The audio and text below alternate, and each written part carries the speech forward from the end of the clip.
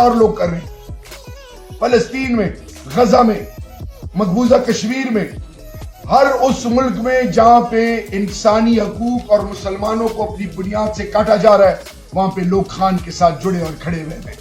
تو میرے پاکستانیوں، دوسری چیز، تحریک انصاف کے ورکرز آزمائش سے گزر رہے ہیں، پریشانیوں میں ڈوبے ہوئے، ان کو ڈرایا جا رہا ہے، ان کو دھمکایا جا رہا ہے۔ اور یاد رکھیے، یہ کام کون کر رہا ہے؟ یہ کام وہ سیاسی پارٹیوں کے مداری کر رہے ہیں، لوگ افسروں کے ماتحتوں کو خرید کے پیسے کے نام پہ اگلوں کی عزتوں کا جنازہ نکال کے اگلوں کو ڈرا کے مختلف وتیرے استعمال کر رہے ہیں، کیونکہ ان کے پاس پیسہ ہے اور پیسے سے ان کا خدا نخواستہ ہونے کا یقین ہے، وہ اقتدار کے لیے کچھ بھی کر لیں۔ اسلامی تاریخ گواہ ہے، اقتدار کے لیے لوگوں نے بھائیوں کو، اپنے والدین کو نہیں بخشا۔ آل بیت کی مثال میرے اور آپ کے سامنے ہے۔